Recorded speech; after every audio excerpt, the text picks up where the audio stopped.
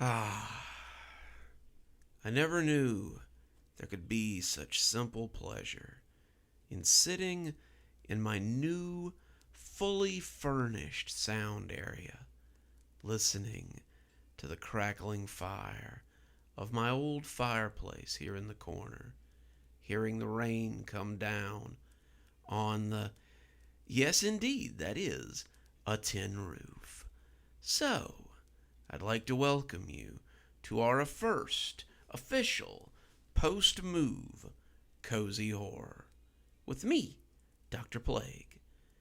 Let's get you started with 5 stories from yours truly and a few from some just as entitled writers who, I hope, are some of your favorites as well.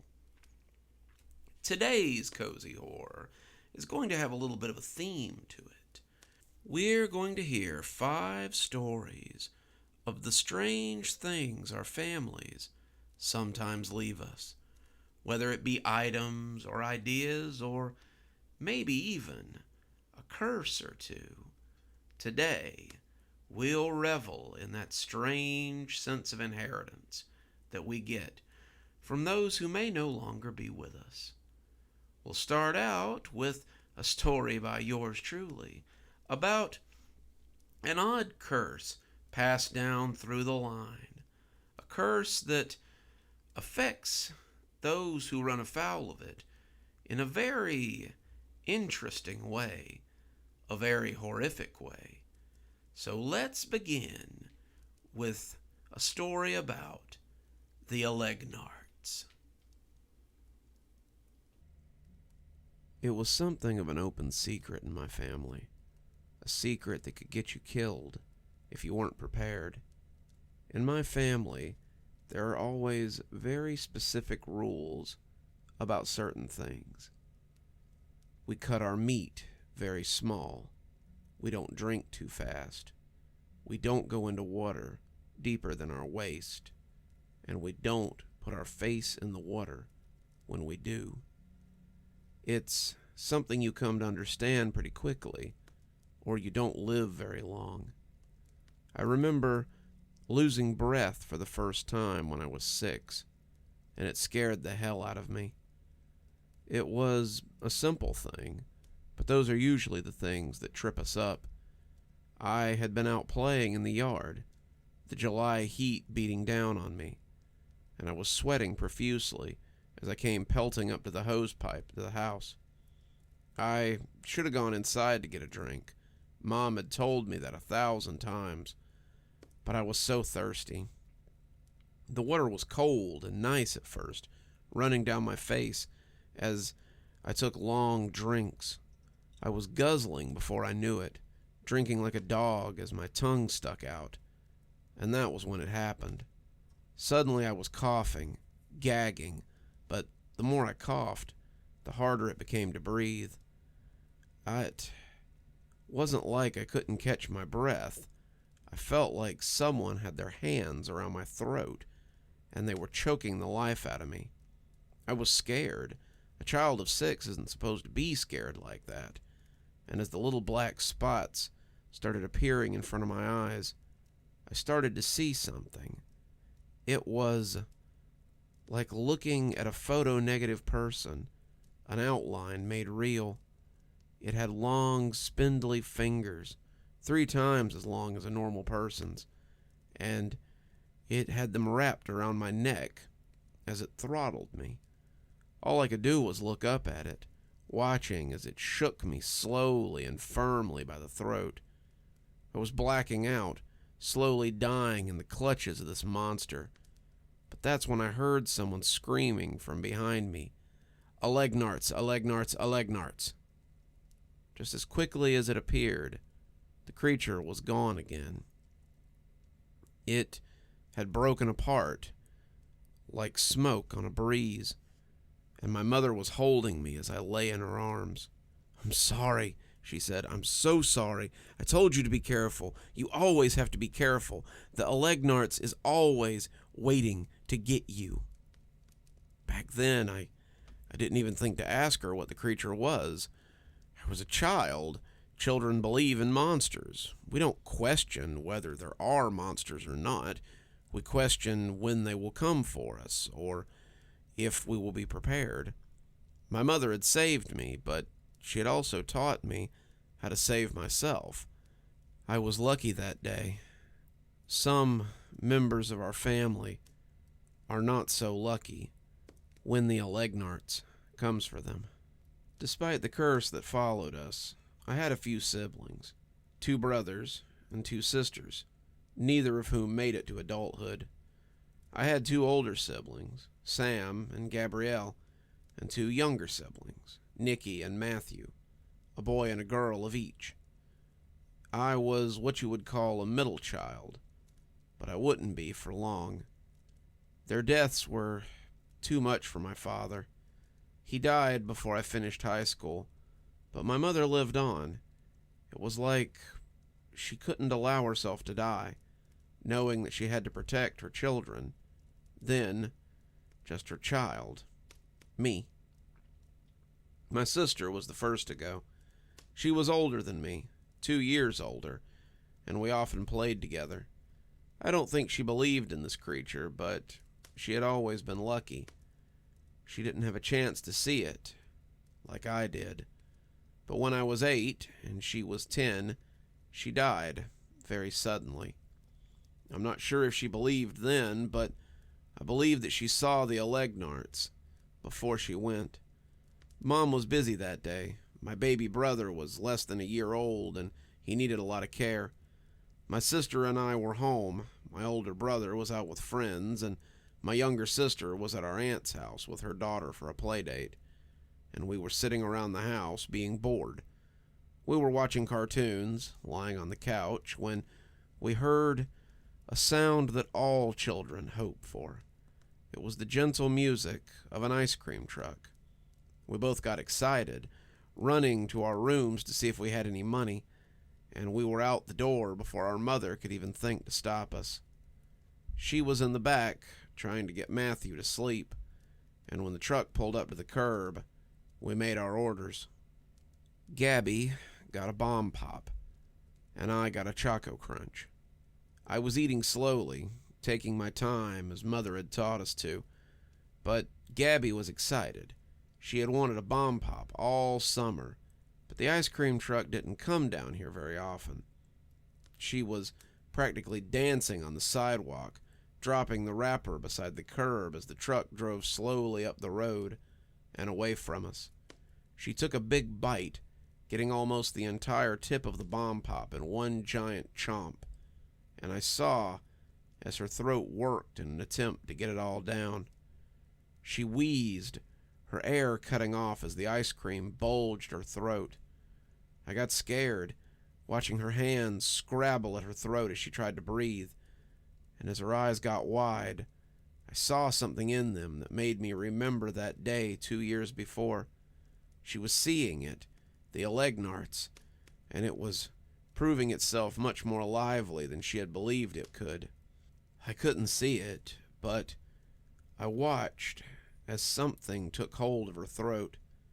It pressed the sides of her neck, breaking the ice cream and sending it sliding down even as her windpipe was closed off by those treacherous fingers. A paramedic would later claim that the ice cream must have melted enough to slide down the rest of the way, but I knew what I had seen. I'd seen those fingers as they made indentions on her throat. I had seen her look of terror as it killed her. I stood there, fear gripping me like those fingers, and tried to make my lips speak its name. That's where my mom found us, me still trying to speak, and Gabrielle already dead in the street. I never forgot that day, the day I watched my sister die. It was something that stuck with me for the rest of my life. Sam went next, but it wasn't entirely due to a lack of caution. Sam, like me, had experienced something at a very young age, and he had seen the Elgnarts before our mother had made it go away. It had made him incredibly cautious. Sam didn't take chances. He cut his meat fine enough to eat without teeth. He drank most liquids with a straw, and he never took a bite big enough to choke him. He took showers. He didn't go into water that went over his knees, and he didn't put his face in the water. No, what killed Sam was his work ethic. He was 4 years older than me, and when I was 12, he got a job. He worked nights, wanting to buy a car, and he worked almost every day after school. He was coming home on his bike one night, going over the bridge that would take him into the residential area where we lived, when a drunk driver came over the bridge and hit him. He fell off his bike, flying over the side of the bridge and into the water. The water wasn't deep. It was barely 4 feet, but when they pulled him out, the coroner was puzzled. I know he must have drowned, but it almost appears that he was strangled. He had shown Mom the bruises, and though she said it sounded dreadful, I could see in her eyes that she knew. I was 12 when she took me aside and told me that I was the oldest now. Your younger siblings need you now more than ever. Never forget that it's up to us to keep an eye on them, to keep them safe from the Elgnarts before he strikes again. That's just a story, I blurted out before I could think better of it. My mom shook her head at me. If you believe that, then I'll be having this discussion with your younger sister soon. You know better. You watched it kill Gabby. You saw it when it tried to kill you. Believe in this, and be cautious in everything you do. But why? I asked. Why does it follow us? It's always followed the members on my side of the family. It's what killed your grandfather, 2 of your aunts, and both of your uncles. It nearly killed your Aunt Stacy, but I stopped it. It's followed us since the old country, ever since your great-great-great-grandfather did something unforgivable. We were sitting in the living room after Sam's funeral, still dressed in our Sunday best, and it occurred to me that this was the same room Gabby and I were sitting in when we heard the ice cream truck. That seemed like 1,000,000 years ago now, not just 4, and I felt an odd sense of vertigo as I thought about it. Your thrice great-grandfather was a lumberman in Russia. He was respected. He was a pillar of the community. But the only thing he wanted was beyond his reach. He desired a woman who would not have him. He became desperate, so he went to speak with a bruja, a witch that lived on the outskirts of the village. He told the witch what he wanted, and she told him the price would be steep. He was a man of means, and he paid what she asked. She gave him potions and charms and spoke the words of mysticism, but none of it worked. The woman spurned his advances, and when he told the witch, she shook her head at him and said, "Then it's not meant to be. If your stars cannot be entangled, then they cannot. There's nothing to be done about it." He became irate, telling her that she would give him his money back if she couldn't get him what he wanted. She told him that could not be, that he had paid and taken his chances.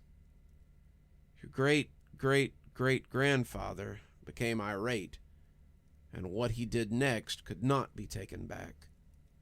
He leapt across the table, knocking her crystals and baubles to the ground, and wrapped his fingers around her throat. He throttled her right there at her table, watching her face purpling, but the witch was not done yet.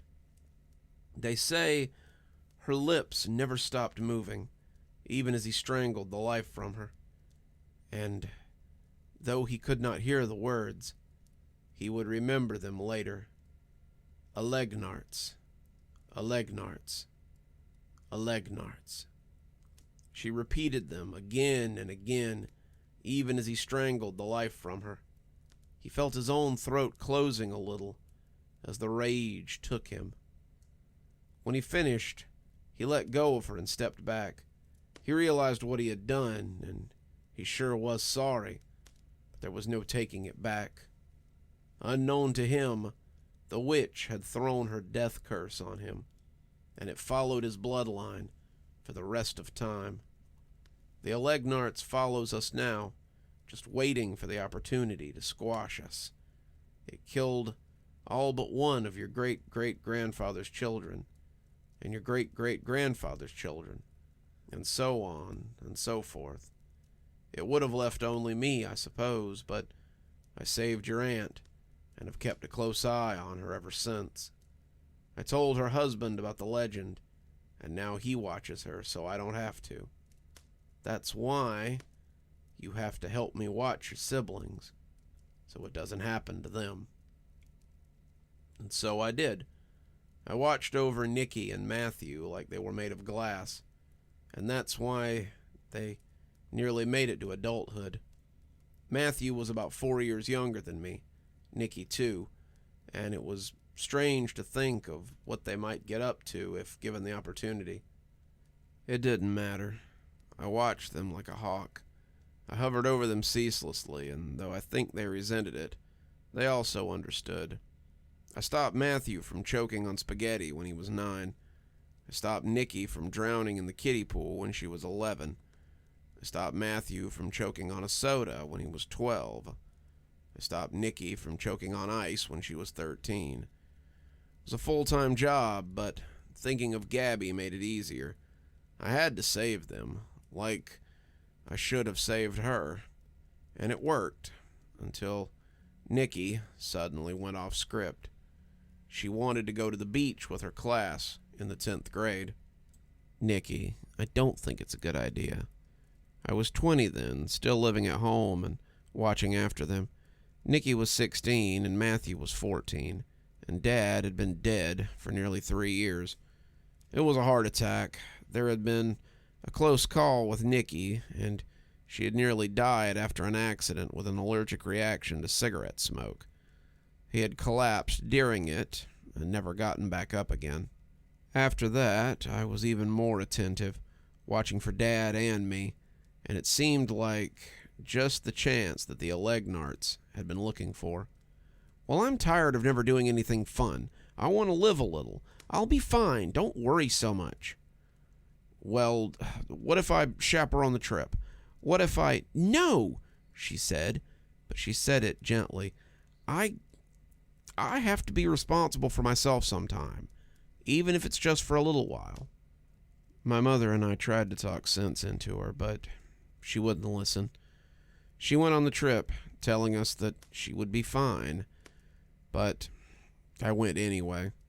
I watched from binoculars from my car, keeping a close eye on her as she splashed and played.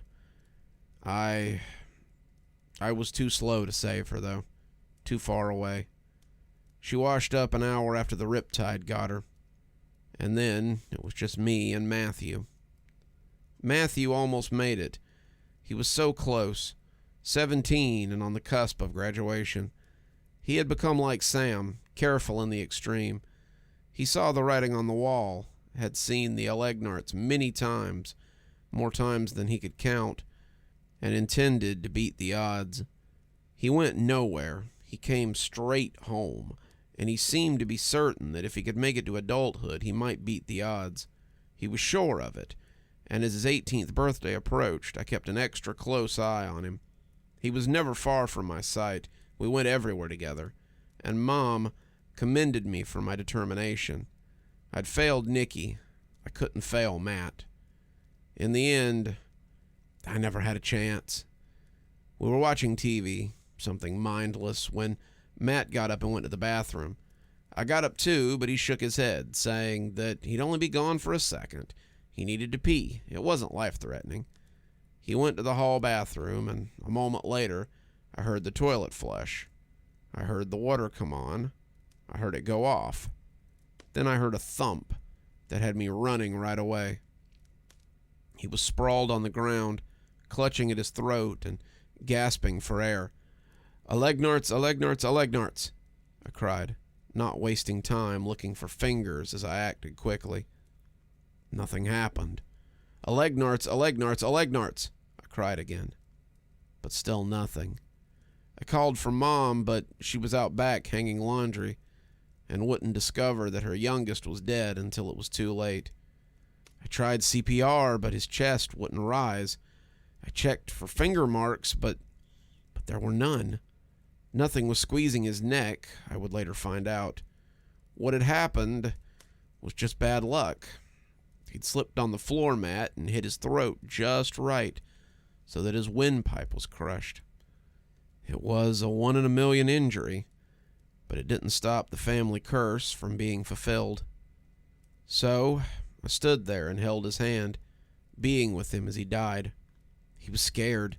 God, he was scared, but I gave him all the love and all the support that I could pass on.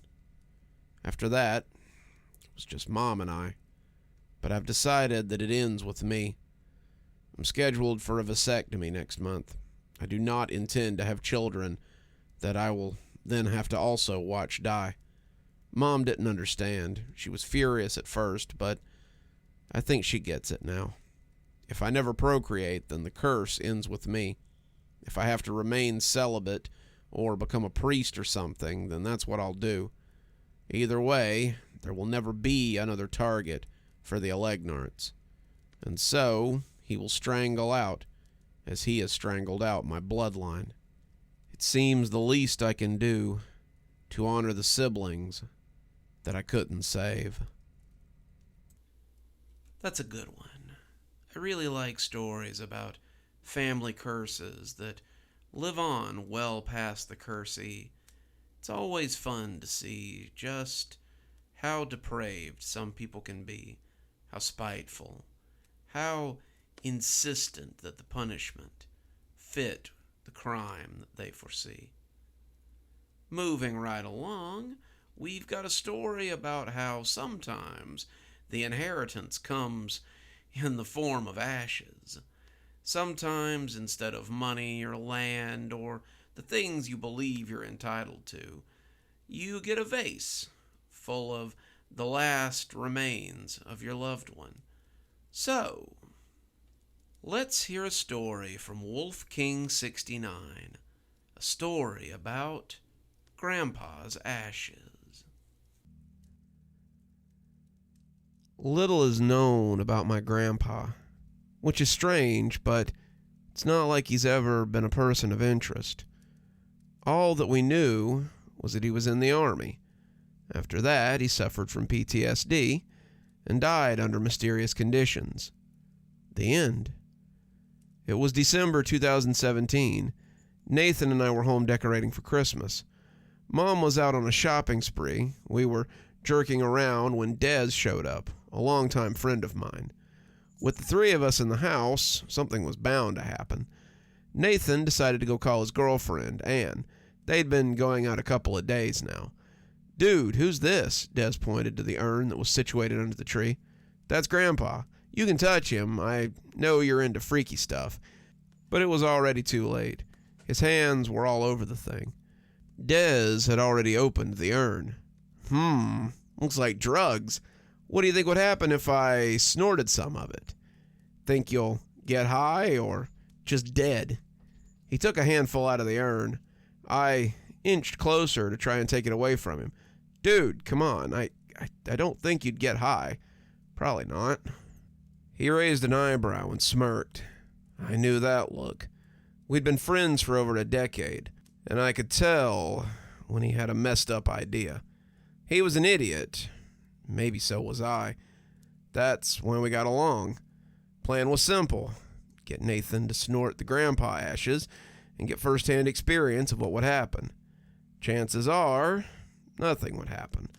I got the camera ready while Des planted some ash residue on the top lip and nostril to act like he'd already snorted some. With the ash residue on his nose, it was go time. Knowing my little brother, he'd be too innocent and too easy to fool. "What are you guys up to?" he asked, when he saw Des wiping his nose and howling. "Whew! Now that you're done taking care of business, my boy, how about some of this?" Des grabbed him by the neck, leading him to the table where lines of something were spread out. I don't know, man. I don't think he can handle it, I said, looking at Nathan as I gaslighted him to get a reaction. See, the thing is, if he'd known me better, he would have seen right through me. I don't even let him smoke weed with us. Why would I let him have any of whatever this was? I saw him bite down. I can. Beating his chest, trying to boost his bravado, he lowered his head, taking a deep breath and snorting the whole line. Des and I both burst out laughing. Nathan was confused for a while. Then he went stiff, his body starting to convulse. He fell to the ground, rolling and blinking rapidly. What's happening? What's going on? Des shoved me to the side and tried to steady him. Get some water, he told me. I came back with a glass of water and he downed it. What the hell, bro? He looked at me. What? I was thirsty. Then he proceeded to slap Nathan. Wake up! Wake up! Nathan continued to jerk his body. Then he went limp. There was a deafening silence in the room. Beads of sweat dribbled down my face. I splashed him with water and he woke up. What'd you guys do? He yelled at us. We told him what had happened. We couldn't keep a straight face. We laughed about it. Then Nathan started wearing more than one jacket. He claimed he was cold. We shrugged it off. He'd come and snuggle with Mom during movies. Mom's warm, he said, and eventually fell asleep. It was weird. The dude was 17. Still, I was getting an uneasy feeling that I kept shutting off. At times, he'd complain about how his girl, Anne, was not giving him much warmth. I assumed he was talking about sex or something and getting his blood going. How little I knew. Nathan stopped going out, and Anne stopped calling. He had quieted down about being cold. Around midnight, I'd catch him in front of Mom's room, snuggling something like a blanket. Every time I'd knock on his door, he'd come rushing out. Everything okay, bud? What's up with Anne? Y'all break up? He'd just act like everything was okay.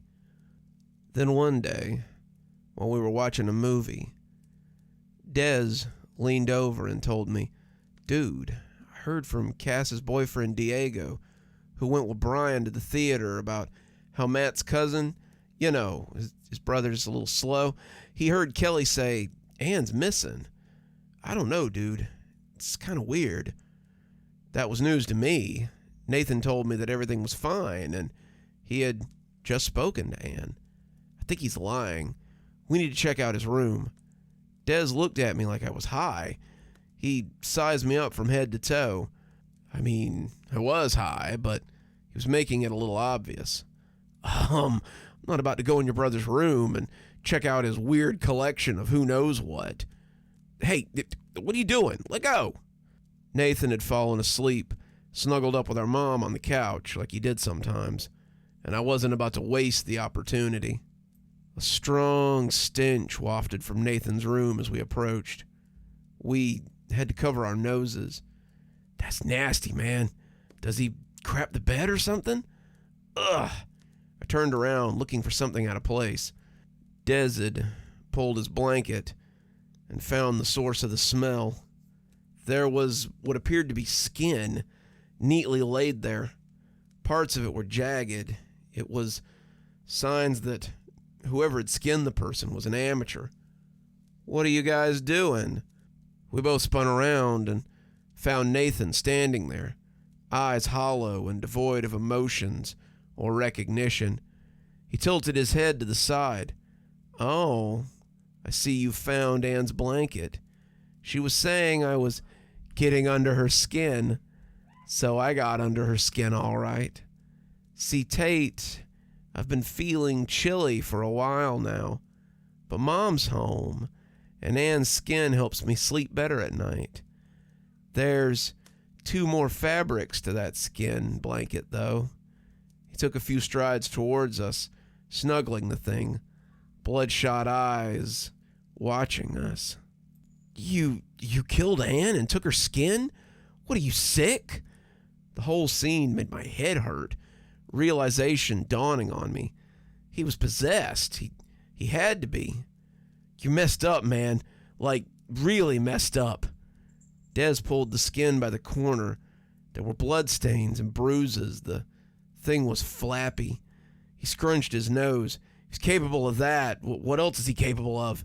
He killed Ann and skinned her. That's just sick, man. Nathan giggled. Nuh-uh. Ann's alive. I love her. So I didn't kill her. She killed herself to keep me warm.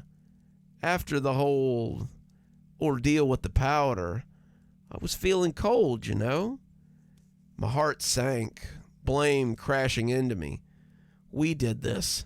We did. We need to fix it. We need to fix you. I moved closer, each step heavier than the last, heart hammering in my chest. My breath was strained, and I went in for a hug. We? Des asked, while trying to get the cogs in his head working. What you mean, we? Nuh-uh, brah. I watched Nathan get in bed and pull Ann's skin over his body as he let out a deep sigh. Close the door on your way out, he said, pulling it tightly around his body, almost snuggling it. He was smiling. Look, you might be wondering why we were so calm about all this. Some of it was the weed, but some of it was us realizing we couldn't tell anybody, because we had done this. Dez's place was the best place to think without Nathan eavesdropping. We didn't want to make him suspect us. When our heads were cleared, we yelled and kicked things and cussed at our stupidity. So your grandpa possessed your brother, and now he's doing his bidding. Your brother's a crybaby. This can't be him. Des was going up and down, biting his nails.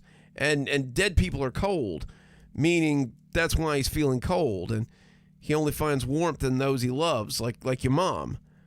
I fumbled for my phone and dialed her number. It went to voicemail. I tried it, and it went straight to voicemail again. Des told me to put my phone on record because he had a weird feeling. We needed to do something, but without a solid plan, things could get out of hand. That's how we did things, though. Act now and think later. Des was quick to Google some exorcist stuff and phrases. We got holy water, salt, and crosses, and we ran like hell back to my place. The lights were off, which was strange. We tried our best to sneak in and turn the lights on. Nathan was sitting on the couch, his skin blanket wrapped around him. The whole room reeked of decay, but he seemed to be asleep. Slowly as possible, we made our way towards him. Just as we came to within arm's reach, he woke up. His eyes were blood red, and he went feral. He jumped up, gnashing his teeth and fingernails in my face. He was clawing with that thing dangling off his shoulder like a cape. Des yanked him by the skin blanket, trying to get him off of me. Oh my God, it's so slippery. It stinks. Nathan turned around and headbutted him, and he fell with his nose bleeding. I splashed him with the holy water, and he shrieked, retreating to the corner. His voice went deep. Son, don't. It's Grandpa Max. I'm so cold. I splashed him some more, and he whimpered, demurring as his demeanor changed. Tate, what's happening? What are you doing? It was my brother's voice, his eyes pleading. Please, help me. I'm so cold. Everything around me became muffled.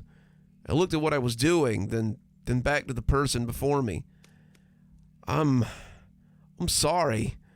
Des pushed me to the side and threw salt on him, yelling, Exi ergo transgressor, exi ergo transgressor, exi subtutor plene omne dolo et fabulace. Vertitus immiscique innocentium persuator.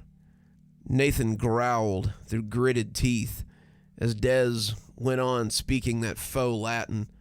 A cacophony of words rained down on us. His eyes rolled to the back of his head. Lights began to flicker. He grunted like a feral animal as drool dribbled down his chin. Ni vecigu la lordum de la absimo. Nathan's body twisted and jerked. He cocked his head to the side and ground his teeth. We kept throwing salt and holy water on him, Des reciting his phrases. There was yelling back and forth in a deep, rumbling voice as Des went on. Then everything went silent.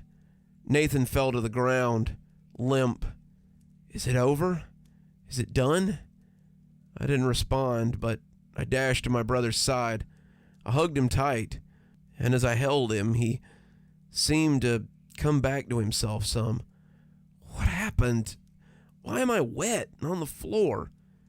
When we told him about what had happened, he sobbed and threw away the skin blanket. His eyes looked droopy, the bags under them showing that he hadn't been sleeping much. A week later, Anne's case was closed. I went to a public phone to give the police an anonymous tip, and that was the last we heard of it. When my phone rang, I looked down and saw it was Des. "Sup?" I asked. He took a deep breath. "This feels way too easy, don't you think? I mean, how it all went down." He waited for my response, and when he got none, he continued. "See, right now, I'm in Nathan's room. Remember when we asked what happened, and he said he didn't recall anything? But then I asked if he knew any Latin prior to speaking it. You know, that stuff he was yelling back at us. He said it wasn't Latin. It was Spanish." I rolled my eyes. What are you getting at? Cogs in my brain starting to grind and sink. Des paused, but continued with a deep sigh. "That's the thing. My incantation was in Latin. He was responding in Spanish, meaning he remembers. I know he says he doesn't remember, but what if he's lying? What if he was never possessed? What if..." The line went dead after that, the beating of my heart echoing through my eardrums. My hands were slippery with sweat. I had trouble dialing his number. I tried calling Des back, but his phone never went through. I received 3 documents on my phone from him, and that was the end of it. I gotta hand it to our old friend wolfking. He certainly does write some interesting fiction. Moving right along, sometimes what our family curses us with is the strange idiosyncrasies that we pick up as a child. Sometimes it's nothing more than so much needless fluff, but sometimes the machinations of our parents take years, even decades, to make sense to us. So, let's hear a story from the good doctor himself about the Dream Eater. Michelle huffed angrily as she noticed that her dream catcher had fallen off the ceiling again. She checked under the bed, behind the nightstand, even in the bathroom in case it had rolled inside. Nothing. No dream catcher, no sign of where it had gone. It wasn't as if this was uncommon or anything. Michelle had been replacing dream catchers for most of her life, but the older she got, the more annoying it became. Michelle went to the closet and opened a box labeled Decor, sorting through dozens of dream catchers that she had inside. This just happened sometimes. It had happened since she was young, and she'd gotten used to just replacing them. She picked up a frilly pink one, the leather around the ring dyed to match, but put it back. This one had been a gift, and she didn't want to waste it. She settled on a cheap neon blue one from the gas station and attached it to a hook over her bed. She hated to buy more, but the alternative was worse. The alternative was something that she hadn't experienced since she was very young. Michelle's mother had been fiercely spiritual. Trina Jones had stood out like a sore thumb among the community of strict Baptists and Methodists. Her mother had done a little of this and a little of that to get by, and Michelle had a tumultuous childhood. They lived in a little house that had been owned by her grandmother, and Michelle couldn't remember a time when her grandmother had come to the house for longer than a few minutes. She'd asked her why she never came over once, Michelle spending the night while her mother went to a concert with some friends. She and her grandmother had been shelling peas on the porch of Grandma's house, just on the other side of the block, and her grandmother's scowl had been hard to miss at the time. "I hate to see what your mother's done to that house. It offends my senses, but God forgive me, I won't cast out. She's free to live her life however she likes, but that doesn't mean I have to let her rub it in my face." Her mother had an odd hodgepodge of beliefs, and Michelle could remember all of them jostling together in the living room of their small house. Trina, though her grandmother had always called her Grace, was an old hippie, and she had been taken with paganism and druidic ideas as she followed her friends on the road before Michelle was born. She had also liked the ideas of Buddhism, Taoism, and several other Eastern spiritualities. As such, the living room was often crowded with altars, statues, and other paraphernalia for whatever ritual or rite her mother was working on. The dream catchers were a part of it. Michelle had always suffered from terrible nightmares, and her mother had hung the dream catchers over her bed since she was very young.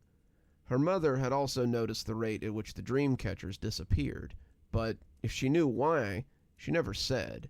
To Michelle, it was always just a fun mystery that never seemed to have an answer, like where the socks went when you lost them in the dryer. Michelle hung the new dream catcher over her bed and got back to getting ready for work. She had bills to pay and, inevitably, more dream catchers to buy. She found herself thinking back to the mystery of where all the dream catchers went as her workday slowed down. She tried to puzzle out where they might be disappearing to, but ultimately came up with nothing. As a kid, she had tried everything.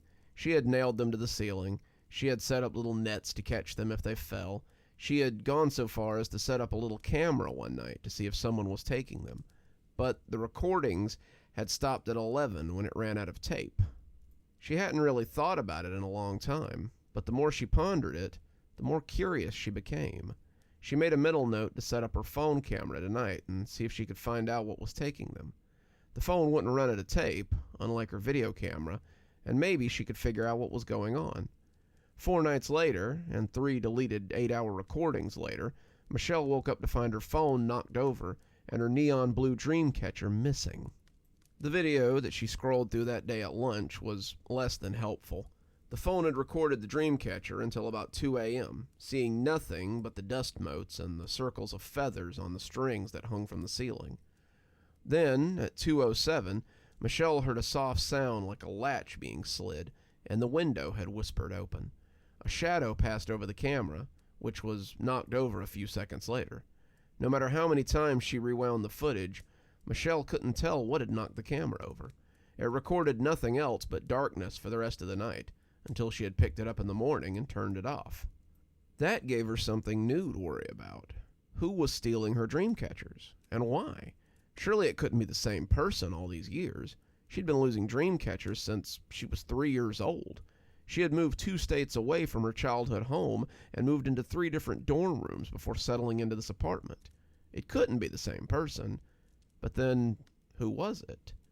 As she sat in traffic that day, she felt moved to call her mother, and as she dialed the number, she felt silly. What did she think her mother was going to do about it? Her mother had been a rolling stone ever since Michelle had left home 3 years ago, and the notion that she'd even be reachable was laughable. Trina had been the big push for her to accept the offer from Tennessee State College. She'd set her daughter down, pulling her away from her studies as she tried not to bomb her final and lose her acceptance letter. She told her that she'd been sent a spiritual vision and that it was time for her to travel. This vision didn't have anything to do with her latest man, Beau, and had everything to do with her wanderlust needing to be satiated. "I'll stick around long enough for you to graduate, but after that I'm hitting the road and giving the keys back to your grandmother." Michelle hadn't talked to her much in those 3 years, but she thought she might have some insight in this. She picked up on the 4th ring, and Michelle could hear soft guitar music and the sounds of laughter in the background. "Hey, sweetie, what's the occasion? I haven't heard from you in months." I need to talk to you about something. I'm a little scared, and it's kind of important."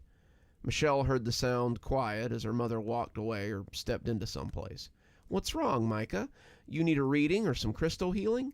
I can send you some vibrations through the phone if you—" But Michelle cut her off before she could get going. If she let Trina get rolling, they'd be on the phone all night. "I need to know about the dream catchers. Why did they go missing?" There was a long pause, and Michelle was worried that she had lost her. "Mom, are you still hanging them?" she asked. And it wasn't the voice she was used to hearing from her mother. It was low and scared, at odds with her mother's usual gregarious nature. Of course, but I've been thinking a lot about them lately, and I just don't stop hanging them, Michelle. I know it's a pain, but trust me, they help. But why do I just... She paused as she got control of herself again. Just keep hanging them. If you need more, I'll send you some. I know a guy out there who makes them, and he owes me a favor. I'll get you some in bulk, but please, just hang them. And stay safe. Safe from what? Michelle asked, getting frustrated. Her mother had never been this serious, and it scared her more than the video had. Her mother clearly knew something, but she wouldn't tell her. She had never been good at keeping secrets, and Michelle didn't understand why she wanted to start now. I gotta go. She seemed to gather her thoughts as she tried to find a way to explain. Just keep hanging them, and stay safe. I love you, Michelle. I'll send you some dream catchers soon so you don't run out. Then she hung up on her, and Michelle was left confused and agitated. She thought about what her mother had told her for the rest of the night. The way she had acted scared Michelle, and the transition from her mother's nickname to her real name had made it all the more jarring. Her mother had started calling her Micah when she was a kid, thinking it sounded more earthy, and Michelle hadn't heard her use her real name in quite a while. She had started to hang a new dream catcher, but paused midway through trying to hook it up there. The more she thought about it, the more she saw no reason to hang a new one. She'd had bad dreams when she was younger, but it was something that she hadn't experienced in a long time. Who's to say that the dream catchers had done anything? She froze there, unsure whether to proceed, and finally, she just tossed the dream catcher onto the nightstand. She'd sleep without it tonight and see what happened. Worst case scenario, she had a bad dream that night and would wake up and put a new one up. It took some time to get to sleep, but Michelle was sure that tonight would be as fine as all the others before it. When she woke up midway through the night, she was glad. The dream she'd been having was terrifying, but it was nothing compared to what she had woken up to. Her dreams had been incredibly dark. She had woken up in a hellscape, the sky constantly burning as the rain came down in runners of flames. She was lying naked on the hard stone, her body pulled close as she shuddered. All around her there were creatures gathering, their growls like thunder. She closed her eyes, trying to wake up, but it just never seemed to happen. She was stuck, waiting for these creatures to come in on her, and as the first lunged at her, its bony mouth snapping, she came awake like a deep sea diver from the depths.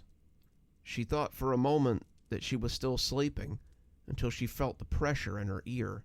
She had never felt anything so intimate, so violating, and the feeling made her shudder in utter terror. She swiveled her gaze to the left and saw something large and pale crouching beside the bed. It looked like a giant white bug, its body pale and wrinkled. It was hunkered below the side of the bed, like a kid wanting to ask a question. Its bald head gleamed in the moonlight, and Michelle realized that her window was open again. The long red tongue that slid over the edge of the bed and into her ear was as hard to miss as the pale horror kneeling there. The tongue bulged her eardrum, making her head feel far fuller than she was used to. It felt like it might be going all the way to her brain. What was he doing? Was he trying to eat her? What was going on? The tongue slid soupily out of her ear as his piss-yellow eyes grew large. He had noticed that she was awake. As it reached its full height, Michelle realized how big it was. 7 feet tall, each arm tipped with 6 long claws. As it loomed over her, Michelle worried that it would finish what it had started. Its long tongue slid over its thin lips, and they turned up at the corners as it took her in. "Don't worry," it whispered, its voice high and waspish. "I need you alive so I can continue to feed. I must admit, it's nice to get a taste from the source again. I usually get your tasty floating snacks, but today I got a real treat from the old country." Its tongue slid over its lips again, its face a rapture as it remembered the flavor. It climbed out of her window, its body groaning as its bones leaned into the twists.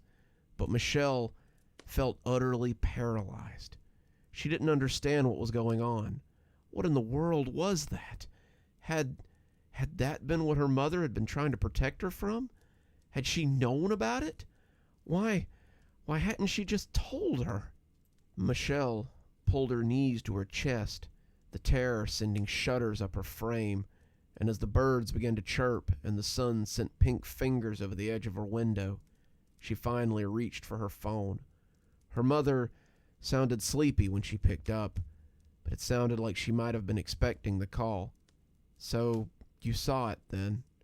Michelle couldn't answer right away, managing only a small grunt of acknowledgement. "Did it hurt you? It never did when you were a kid, but you knew it would come after me then?" It wasn't a question. When you were young, you started having night terrors. You would wake me up every night with the most terrible screaming, and I didn't know what to do. Worse than that, you drew pictures of the dreams the next day. Flaming skies, terrible creatures, just the bleakest places imaginable. I didn't know what to do. One night I woke up before you started screaming and felt like I needed to go make sure you were okay. That was when I saw it. He was leaning down over you, his tongue coming out of your ear, and he seemed to be drinking something out of your head. He ran when he saw me, bending out of the window like a serpent, and that only deepened my confusion. That was when I tried the dream catchers. It was on a whim. I didn't know whether it would work, but when it stopped your night terrors, I thought that maybe it kept him away. When they started disappearing, I figured out what was going on." She stopped, collecting her thoughts, and Michelle could hear the sounds of crickets making music in the background. Wherever she was, it was someplace green. Michelle could almost see the trees and feel the breeze, and she suddenly wished that she was with her. Was this why Mom had traveled so much? Was she running from something too? Michelle suddenly realized how little she knew about her mother, and wished that she had taken the time to learn more. The dream catchers don't do anything besides what they're supposed to. They take your dreams and store them inside those strings. Whatever these things are, and I mean things because I don't believe there's just one of them. They like eating your nightmares. The dream catchers distract them, give them something to eat instead. That's why you need to keep hanging them. Michelle wanted to ask more, wanted to know if her mom had any idea about the places she saw in her dreams, but instead, she just reached for the dream catcher on her nightstand. I'll be in touch," Michelle whispered, hanging up as she stood on the bed to attach it to the ceiling. She wouldn't feel safe again until it was back in place. In truth, Michelle wondered if she'd ever feel safe again. Whew. I really love the heat of the fire, but I gotta tell you, with this new computer setup I've got, I might have to install an air conditioner in here. It gets so hot that I might not need the fireplace after a while. You might be able to listen to the crackling of my brand new graphics card as it overheats. Moving right along, let's hear one from our old buddy Scare in a Box about the property that we often get when a loved one dies, but sometimes that property has strings attached. Sometimes those strings are long and sinuous as well. So, let's give a cheer and raise a glass as we bring in the long life of the new flesh. The town of Ingleswood was in the middle of nowhere, according to the map. I'd never heard of it before. Neither had any of my friends when I asked them before leaving. Even more strange was receiving a correspondence from a relation I hadn't spoken to since I was a young child. It had come out of nowhere, a letter proclaiming my great-uncle to be dead, and informing me that I had inherited a slaughterhouse in a town I had never heard of. A slaughterhouse of all things. I might have thought it was a prank, had there not been a rusted metal key included in the letter.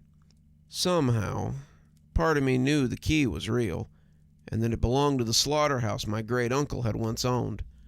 The ownership had been passed on to me, for reasons as of yet unknown, and I would have to drive up there in order to settle the inheritance. Which is why I was currently driving down a long serpentine road through a dense cluster of trees. It was still early afternoon, but the sky was gray and heavy, casting a dismal pall over the forest. Shadows crept out of the trees and onto the road, making it difficult to see without my headlights. I shuffled forward in my seat, hands gripping the wheel tighter as the trees grew around me. I'd been driving for just over 3 hours now, and it had been at least 30 minutes since I'd seen another car. According to my map, I should almost be there, yet I hadn't seen any signs of civilization.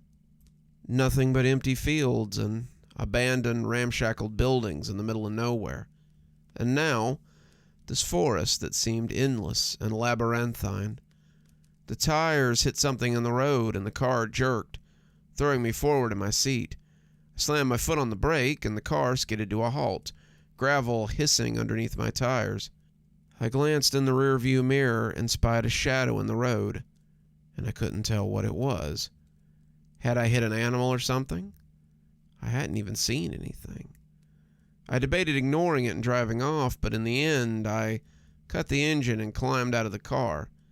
The air beneath the trees was cold, and goosebumps prickled the back of my neck as I walked over to the misshapen lump in the road. The smell hit me first, the smell of old rotten blood.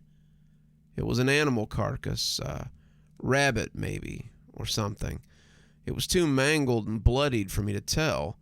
Flies buzzed around the torn flesh, the gray glint of bone poking from beneath the fur. Whatever it was, it had been dead for a while. I stood up and shook my head, lip curling against the stench.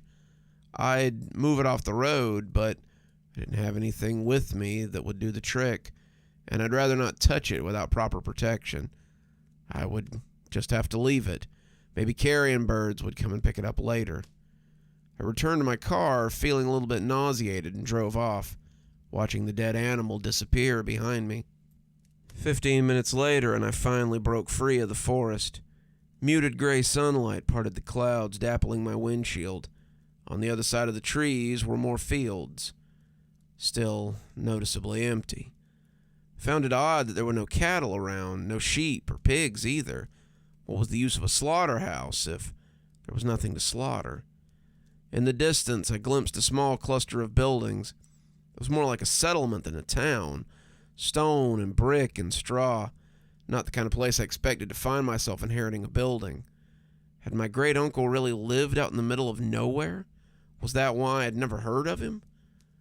The road turned loose and rutted, and the car jerked and bumped as I drove closer to the town. A small sign, weathered and covered in mud, read, "Welcome to Ingleswood." At least it had a sign. The place wasn't a made-up town after all, I guessed. I pulled the car to a stop at the side of the road and pulled out my map again. The letter had contained specific coordinates to the slaughterhouse, which, according to the map, was a little distance away from the town itself, on the very border. If I followed the road for a couple more miles and then took a left, I would arrive at the house. A flutter of nervous energy tightened my stomach. Didn't really know what to expect when I got there, and what I was going to do about the situation. The only reason I'd driven down here was to get a better understanding of things, assess the area, try to figure out what to do. Should I just sell the slaughterhouse, or should I move here? The latter option didn't sound particularly appealing after getting a glimpse of the area, but wouldn't know until I had a proper look around, I guess. I followed the loose gravel road for a little while longer before spotting a turnoff to the left.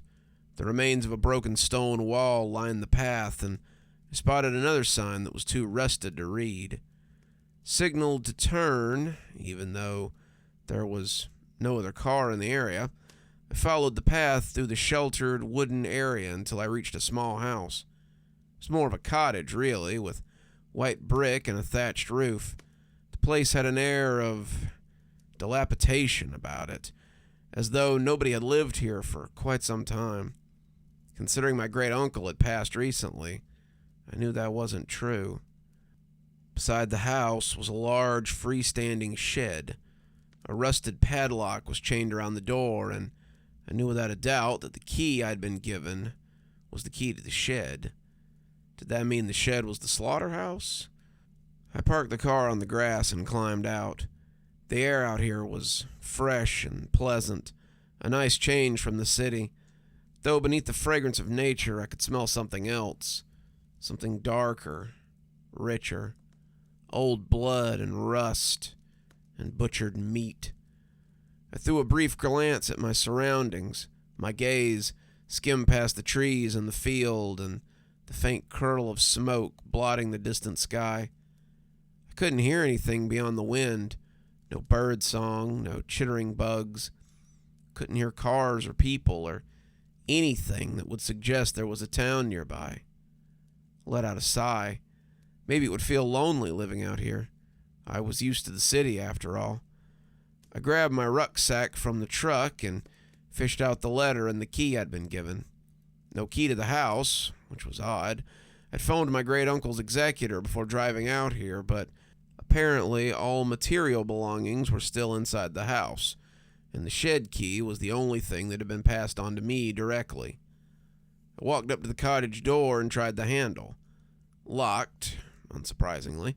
If I couldn't figure out a way to get inside, I'd call the damn locksmith out here, which could take hours. Muttering in frustration, I began rooting around the rocks and broken plant pots sitting outside the cottage. Whatever plants had once resided there were now withered and shriveled, their roots black and gnarled as they poked through the soil. I turned one of the empty pots over and grinned when my eyes caught a glint of silver. I hadn't really gotten my hopes up, so finding the key immediately lifted my spirits. At least now I could get inside the house. Leaving the slaughterhouse locked for now, I headed inside the cottage. The air was stale and heavy with dust, and my eyes immediately started to water. How long had it been since anyone had opened that door? I wasn't familiar with the circumstances of my great-uncle's death, so I wasn't sure if he'd spent his last moments in the house or not. That thought made me shudder, as my nose picked up the smell of damp and mold. Apart from some minimal furnishings, the house was mostly bare. I didn't know what kind of man my great-uncle had been, but apparently he didn't like clutter, and very rarely dusted. I ran a finger over the sideboard in the hallway and grimaced as a thick layer of dust clung to my skin. If I did decide to stay here, I was going to take a lot of work to get this place up to standard. The longer I stayed here, the more I wanted to leave without looking around. But I couldn't ignore it forever. At some point, I had to assess the state of the slaughterhouse and make a decision about what to do. I went through each room, casting a cursory look over the furniture and testing the electricity and the water supply. Everything seemed to be running, which was a bonus. I'd already planned to stay the night here, so having hot water and lights would make it a lot easier. Upstairs, I paused on the landing and peered out the window. At the back of the house was a field of brown, uncut grass and some stilted shrubs. I could see the edges of the shed beside the cottage, the old wood stained and weathered. In the distance, I could see the cluster of houses that formed the village. As I was about to turn away, I glimpsed movement at the edge of the property, amongst the tree line. Someone stood between the trees, watching me. I couldn't get a good view of their face, but in the brief glance, it seemed gray and hollow, like wax. The figure darted away through the trees and disappeared. I frowned, the unease from earlier returning. Was it a villager? Shaking it off, I searched the upstairs room. Large master bedroom and bathroom, a linen cupboard, a smaller guest bedroom, and that was all that was here. Like downstairs, everything up here was old and run down, and covered in a thick layer of dust and mildew. I closed the bedroom door behind me and went back down into the kitchen, where I'd left my rucksack. The rusted key to the slaughterhouse sat on the table, just where I'd left it. I figured it was about time to see what I was dealing with next door. Grabbing the key, I left the house and went across to the shed. The metal of the padlock was ice cold against my fingertips as I inserted the key and twisted it. The lock fell away and the door edged open with a creak, shadows spilling out across my feet. I peered into the darkness as I gripped the edge of the door and pulled it open further. The air inside smelled stale and old. The same undercurrent of old blood ran beneath the surface. Drawing in a deep breath, I pushed the rest of the way in and stepped inside, letting the dull afternoon light filter inside. The slaughterhouse was nothing like what I'd expected. Inside was nothing but an empty shed. The wood was damp and starting to rot, the ground full of old hay. There was no equipment that you'd expect in a slaughterhouse, no cold room to store meat. It was just an empty shed. Perhaps it wasn't a functioning slaughterhouse after all. Then why had it been called such in the Inheritance? Something glinted in the sunlight, and I looked up. Several large metal hooks hung from the ceiling, the kind that you hung meat on. But what was the point when there was nowhere to prepare it? Unless I was missing something. This was a plain old shed with some leftover meat hooks still stuck to the ceiling. I raked a hand through my hair and sighed. Was it a waste coming all the way out here? I shook my head. Not a waste. I still had to figure out what to do with this place, now that it was legally mine. Leaving the slaughterhouse, I relocked it and pocketed the key before heading back into the house. It was getting on in the afternoon, and I was tired from driving all morning, so I decided to grab a bite to eat while considering my options. By the time evening had rolled around, I still hadn't made up my mind about the place. There wasn't much merit in staying here if the slaughterhouse couldn't actually be used, and I didn't particularly fancy being stuck in the middle of nowhere. I could sell it, but not as it was. It would take a bit of work to get it into decent shape and make it appealing to potential buyers. The final option was just leave it here to gather dust, but it seemed like a waste. I had debated heading to the village to see who lived there, but after spying the strange figure watching me from the trees, part of me had been reluctant to venture too far from the house. Maybe I'd walk down there in the morning. As dusk grew outside, shadows encroaching further into the cottage, and a chill crept into my bones, I turned on most of the lights and went around drawing the curtains to block out the night. I wasn't fond of sleeping in unfamiliar places, so I spread my sleeping bag on the floor of the downstairs sitting room instead of upstairs. Using hot water from the kitchen, I made myself some instant noodles and ate them from the packet, listening to the radiator clank and groan as it rattled to life. Being on my own in a strange house was starting to make me feel a little unsettled, so I turned on the television to fill the silence. Nothing but static burst from the screen, so I switched it off just as quickly. With nothing else to do, I headed to bed early. I nestled into my sleeping bag and spread another blanket over me to ward off the chill. Fell asleep the second my head hit the pillow. I woke up early the next morning to the sound of someone tapping at the window. Blinking away the grogginess, I sat up. The room was still dark, shadows lingering around the edges. I reached over to switch on the lamp and stretched the crinks out of my neck from camping on the floor all night. What was making that noise?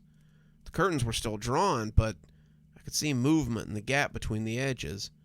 Climbing stiffly to my feet, I walked over to the window and tentatively pulled the curtains aside, peering out.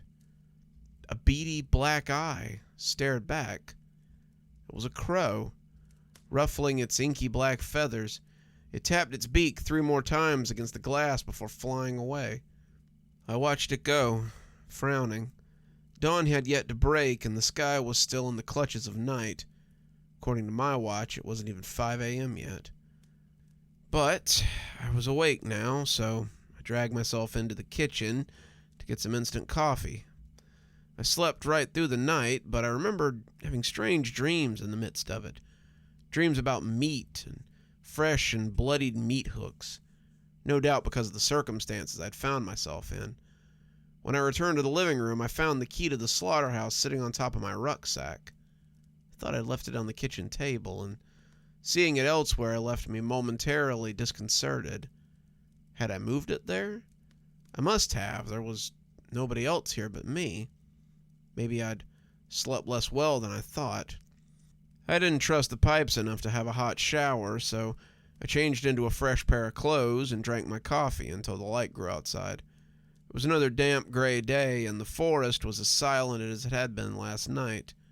Wherever that crow had flown off to wasn't anywhere close by. Once it was light enough to see by, I grabbed the key to the shed and went outside to investigate. I didn't really expect it to look any different, but maybe having had a full night's rest would give me a different kind of insight into what to do with this place. I unlocked the door, letting the padlock and chain fall to the ground with a heavy thump, and pulled it open. Inside was dim, and it took me a second for my eyes to adjust. As soon as I glanced inside, I froze, my heart lurching in my throat. The slaughterhouse was no longer empty. Thick slabs of dark meat hung from the rusted hooks, the air thick with the smell of fresh blood. What the hell? Where had it come from? Last night, there had been nothing in here. The shed had been locked, and as far as I was aware, the only key to open it was in my possession. How had this meat gotten in here? Who was responsible? I took a step inside, feeling perturbed and perplexed by the discovery. There was just under a dozen chunks of flesh, as lean and expertly cut, glistening red in the morning light. I wasn't familiar with meat in this form, so I couldn't tell you which animal it belonged to, but I could tell it had been prepared recently. All of a sudden, I felt unnerved and unsafe. What was going on here?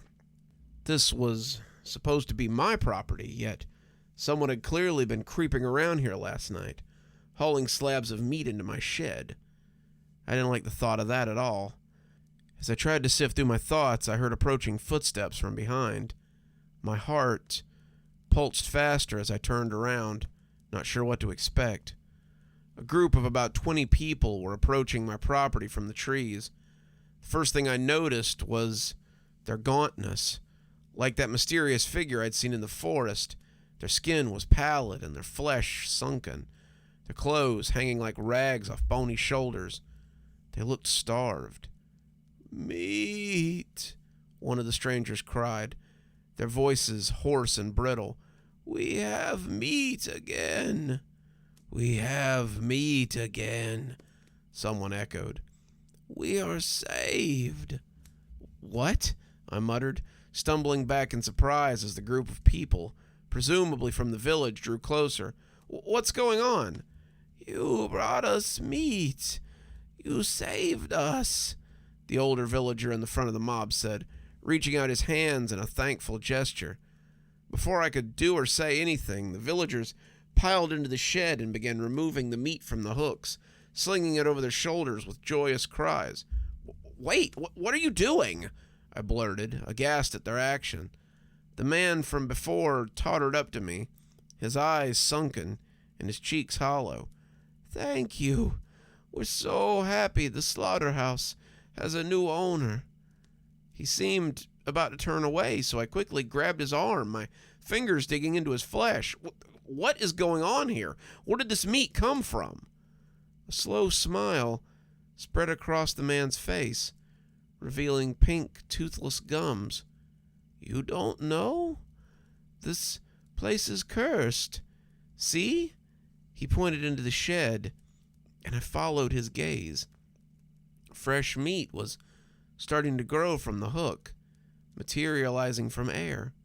The flesh grew and expanded until it was the same size as the others, and one of the villagers quickly removed it from the hook. I stared in bewildered silence, struggling to put the pieces together of what I was seeing. What was happening here? Where was the meat coming from? How could it just appear like this? I still don't understand, I finally uttered in a hoarse whisper. Felt like I was in the middle of a dream or a nightmare. The hooks give us flesh, the man said. But where does it come from? I said, shaking my head. This flesh that never stops growing on these hooks is the flesh of the slaughterhouse's owner. It is your flesh, the man explained, his dark eyes glistening in the dimness.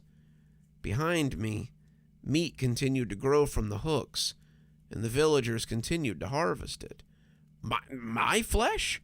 I whispered, the words sticking in my throat. What do you mean? I looked down at myself. I was still intact. How could it be my flesh? It's a reproduction of your flesh. This flesh never rots, never goes bad. It is as alive as you are. The man still wasn't making any sense. How could it be my flesh? How was any of this possible? These villagers, this place, were crazy. The longer I stayed, the more danger I would be in. I had to leave as soon as possible.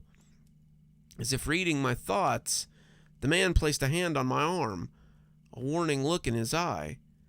There are conditions you must follow. However, he said, his voice a low rasp, if you ever leave this town, your bond to this place will be broken, and the flesh will start to rot. My mouth went bone dry, the ground feeling unsteady beneath my feet. You mean, he nodded, when the meat begins to rot, so do you. Your body will decay and eventually perish, and we, the ones who rely on your flesh, will starve. You have no choice but to stay here for the rest of your life and feed us with the flesh from your body. This is your duty, he said, tightening his old crooked fingers around my arm. There is no escape. You must accept your fate or wither away, just like the owner before you. One more story for you, and I promise I've saved the best for last. Coming to you from yours truly, I bring you a tale of inheritance most strange. You see, sometimes we think we know what our loved ones may leave us when they go, but sometimes it comes as a complete surprise what may be waiting when we get what we want. So, let's hear about an inheritance that had some strange rules. My grandpa was an odd guy. He was clearly wealthy, but no one was ever sure how. He lived frugally in a small house on a quarter of an acre, with a sensible car and nothing too fancy in the house. If you'd driven past it, you would have assumed that some old-timer on a pension was just moldering away his golden years there. And you'd have been right, in some ways. Where he showed his wealth was in his generosity. Grandpa liked to give. He gave the best Christmas presents. He had the best candy for Halloween, donated to charities, and liked to see people happy. If you asked him how he could afford to be so generous, however, he would always just wink and say he had his ways. Not even my grandmother knew where his money came from, and they were married for 50 years. So when he died, we all wondered who would inherit his mysterious fortune. My cousins had loved Grandpa. Grandkids always do, but the two of us had always been close. My old man hadn't even waited till I was born to go grab some milk and cigarettes, and Grandma and Grandpa had helped my mom raise me so she could go to work. I have a lot of fond memories of sitting with Grandpa and watching TV, taking walks around the neighborhood, and eating ice cream at this little shop on the corner. He would always tell me to appreciate the little things, because the smallest things could be the ones that changed your life forever. Take this, he would say, showing me the door knocker that he often carried in his pocket. "I found this when I was young, sifting through trash in a landfill as I looked for bottles to sell. It became my lucky charm, and it changed my life forever." Grandpa carried that door knocker for as long as I had known him, and it was pretty unique. It was a brass hand holding an apple, and it was all meticulously crafted in exhausting detail. The fingers had individual nails, the apple had a stem and leaves, and even the knuckles had wrinkles on them that had been carefully worked.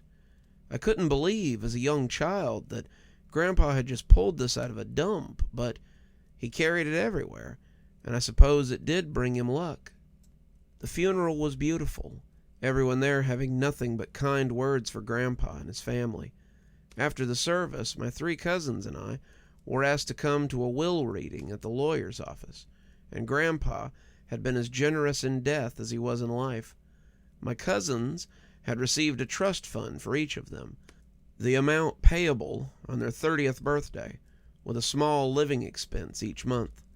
Grandpa hadn't left a trust for me, but he had left me his little house, which I was pretty glad for. Mom had recently married, and though I liked Mike a lot, it had seemed a little odd to have her adult son living in the house that she was trying to make a new life in. Grandpa's old house was the perfect size for me, a college student with no real prospects of marriage in the near future. It was close enough to campus that I thought it would be ideal, but the lawyer had one more thing to give me. "Your grandfather was also very clear that I give you this," he said, and he handed me Grandpa's lucky charm, the brass door knocker. I thanked him, thinking I might hang it somewhere in the house in Grandpa's memory. It seemed only fitting to make a little memorial wall out of it. After all, Grandpa had loved the thing, and it had been his only constant possession for years. So I moved in that day, taking my things and wishing my mom and stepdad goodbye as I too embarked on a new life. Over the next few days, I changed the house around a little. I hung my flat screen on the wall, I moved Grandpa's favorite armchair around, I added my books to his bookshelf, and I donated his clothes and some of his other things to one of his favorite charities. I think Grandpa would have liked the thought that his stuff would help people in need, and they were very thankful. A few of them offered condolences, having read about his death in the paper. Grandpa bought a lot of his stuff from Goodwill and Habitat for Humanity, but he also donated a lot, so he was well known to them. It was Friday, about 4 days after the funeral, when I noticed the knocker on the counter and remembered my plan to hang it and make a memorial wall. I didn't have anything else planned for that day, so it seemed like a fine pursuit.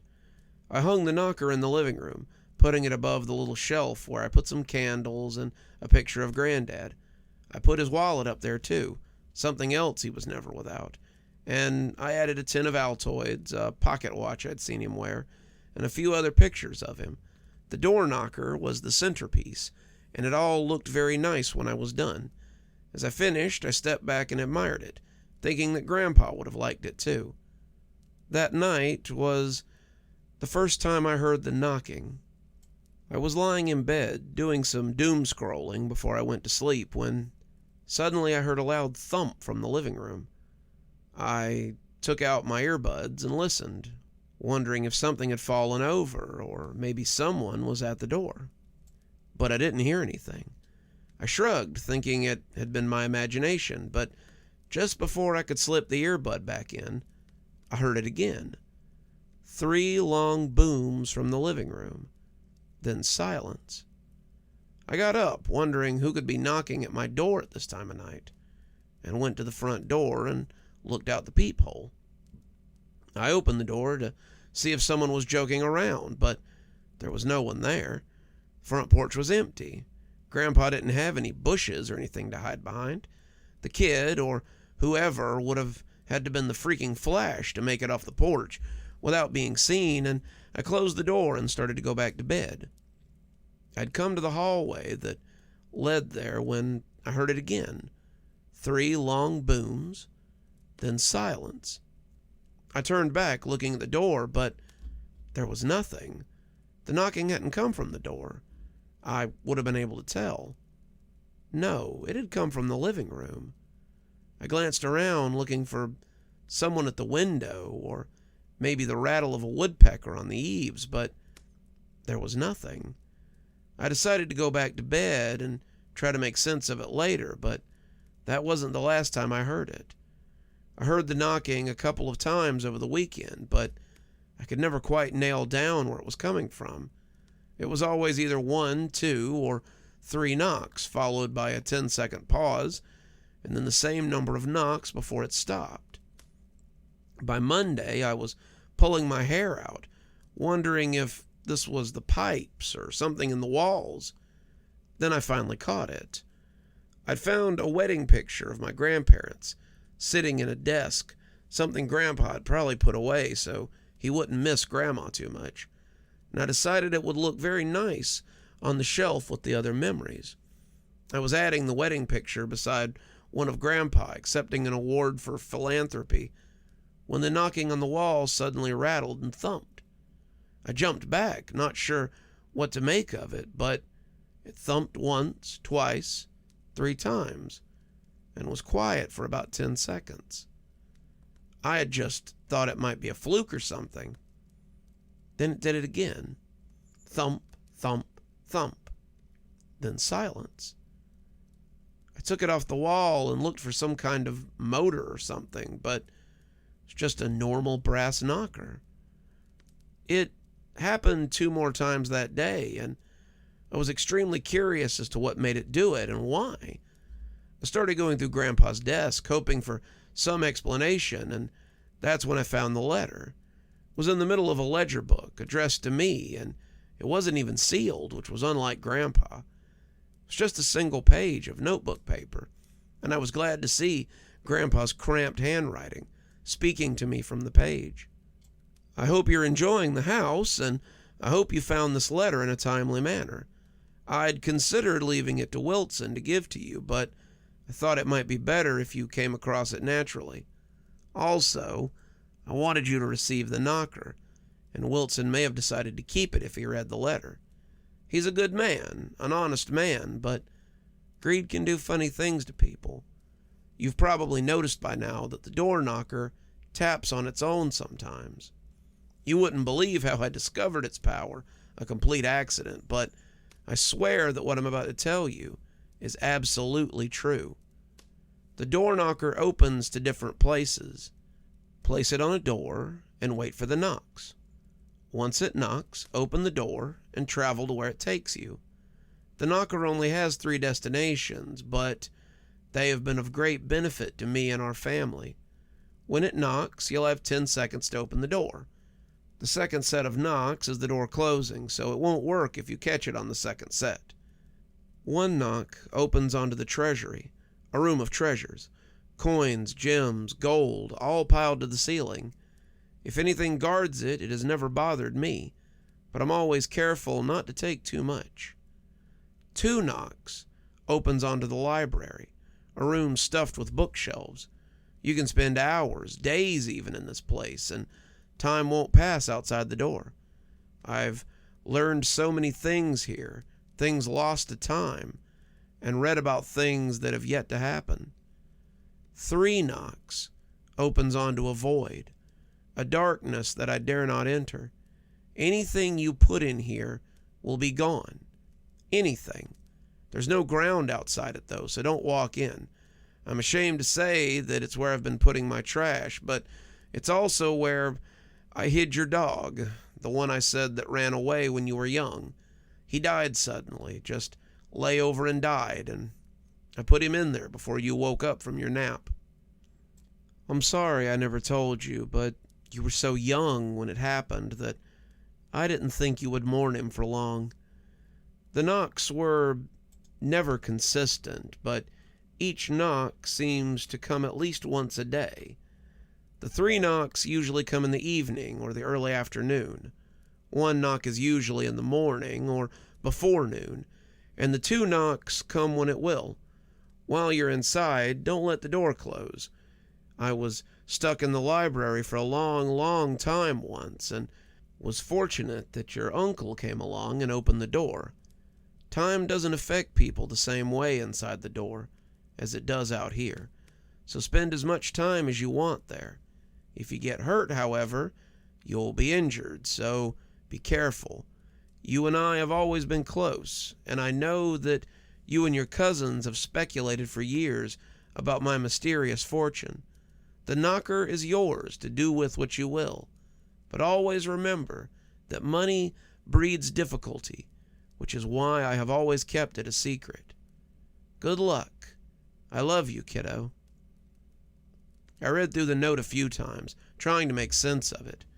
There was no way. Grandpa had always been sharp, no real problems mentally, but this sounded like the ramblings of a madman or a lunatic. The knocker, however, had moved on its own. That much was true. It occurred to me that there was a way to test the rest of it, so I decided to do just that. I took the knocker off the wall where I had hung it and attached it to the closet door in the living room. It looked a little silly there, a door knocker on a door that opened onto a closet with 2 coats and a bunch of board games in it, but I wanted to be sure.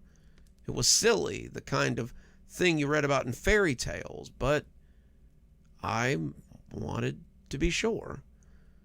I had a while to wait, but it finally happened, just as I was thinking about going to bed. It was around 10:30, and I reached for the remote to turn the TV off when I heard it. 2 loud knocks, seconds apart, on the closet door.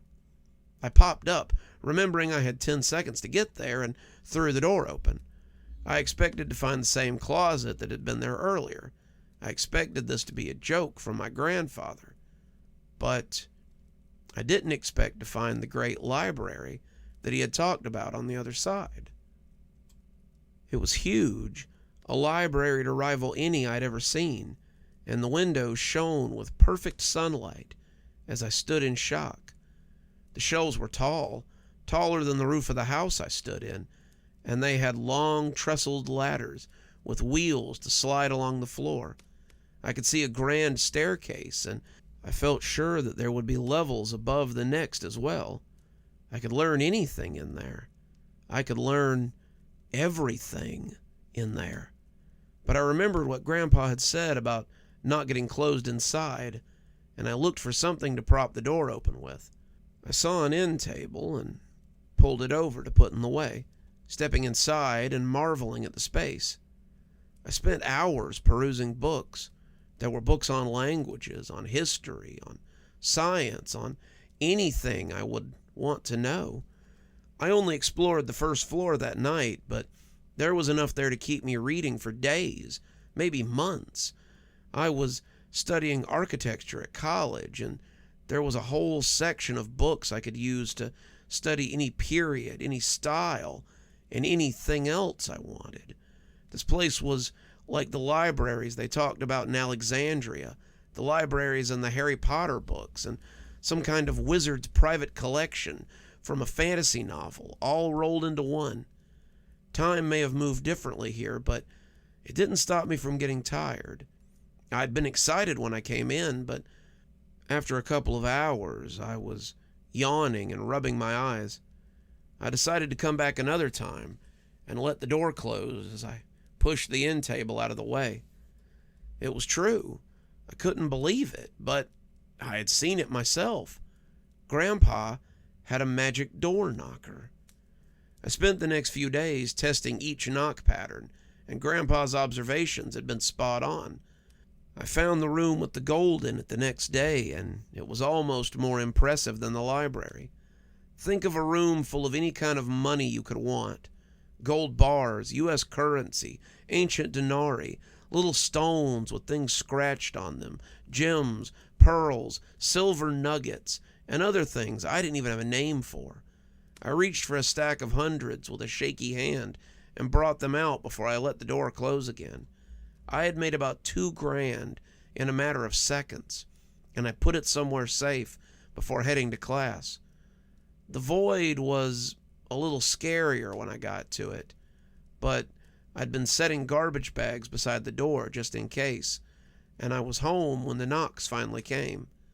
The void was just what it claimed to be. It was like looking out at a night sky, except there was no stars. It was an inky, unnatural blackness, and I wondered if maybe Nietzsche had been describing this place when he talked about staring into the abyss. The space was utterly devoid of anything, but it seemed to crouch as well, just waiting for me to drop my guard.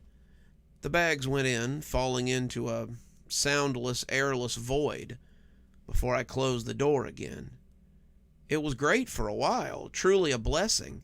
I had all the money I needed, and whatever I took seemed to come back after I shut the door. I could take books from the library if I needed to, and anything I left on the work tables would put itself away on the shelf. I spent a lot of time in the library when I got there, and sometimes I would wake up to find that I'd fallen asleep. The door never slammed shut and trapped me in there, and without anyone to come behind me and accidentally close it, I felt safe in there. I learned so much in a relatively short time, and my professors were impressed with my knowledge. I considered bringing them the books I'd used to gain that knowledge, but I thought better of it. How would I explain it to them? A guy in his early 20s who just happened to have a book that was probably hundreds of years old. It was something that would probably gain the attention of the wrong sort of people. I was careful not to use too much of the money, not to spread it around too much, and careful not to show anyone the books I got from the library. It went well for about 4 months, but then I started getting knocks of another sort from the door. It started subtly, with little knocks and taps from time to time. I'm sure I missed a lot of them, but I would sometimes look up as I was watching TV or reading, expecting to see the knocker tapping, but finding it silent. I started watching the door closer, getting strange lights wafting beneath it sometimes. They would skitter across the bottom like strange shadows, and I found myself watching them more than the TV after a while. My trips to the other places were still uneventful, the landscapes the same as they had always been, but it was the time in between the knocks that I came to dread. Then one night, something knocked back. I was brushing my teeth when I heard a familiar boom sound 3 times. I checked the clock and saw it was nearly 11. A little late for knocking, but I stuck my head out to look at the door nonetheless. The toothbrush was still in my mouth, and I had expected to see nothing stranger than the knocker fall back into place. Instead, something knocked again, and it wasn't the knocker. I came slowly out of the bathroom, watching as strange lights came flashing from beneath the cracks of the door. It was like a haunted house attraction, and I almost expected to see smoke billowing out from underneath it. The knocks were shy, almost uncertain, and I was preparing to head to my room when something hit the door hard enough to shake it in the frame. I jumped back, not sure what to make of it, and when it hit again, I fell onto my butt and just watched it shake. Whatever was knocking was adamant about getting in, and it slammed its weight into the door again and again. The knob rattled and shook. The lights flashed faster and angrier. My teeth were chattering. This had never happened before, and I was terrified that whatever it was might get through. It slammed into it again, the old wood cracking in the frame. And when it struck this time, I saw something break through the surface and come grabbing blindly from within. It was an arm, a long purple arm covered in scales. It thrashed around trying to find something to grab, and the sounds from within were like bats and birds turned up to 1,000. It shivered right on the edge of hearing, and I expected my ears to start bleeding.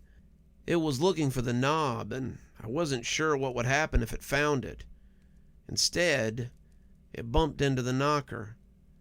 It fell off the door. It was only held on by a couple of screws, and as it clattered onto the floor, the most hellish sound of all ripped through the hole before cutting off as suddenly as it had begun. The lights, the noise, and the banging all stopped with a suddenness that made me dizzy. I stood up, looking at the broken door, and walked slowly into the living room to see the extent of the damage. Something was bumping, but I thought maybe the arm had knocked something over. I wanted to make sure the knocker was okay, but as I came around Grandpa's old chair, I saw what was making all the noise. It was the arm that had come through the door. It was leaking black fluid all over the hardwood and flopping around like a fish. It didn't flop for long, but now I'm left with a problem. The portal only seems to open when the knocker is up, but unless it's up, I can't open it. I wonder if this is why Grandpa kept it with him so often. Did he perhaps have a visitor one night when he least expected it? For now, I'm keeping the knocker in my bedside table, but even as I lay here writing this, I can hear it bumping against the wood every now and again. The money will eventually run out. That or my curiosity will get the better of me, and I'll hang the knocker again. But I think for now I'll let it sit. No need to invite trouble if I don't have to. And just like that, our stories come to an end. But don't worry, there'll be many more days of cozy horror and many more days spent hearing me ramble about scary stories for you in the near future. So, until then, this is Dr. Plague wishing you a wonderful day and a spooky evening.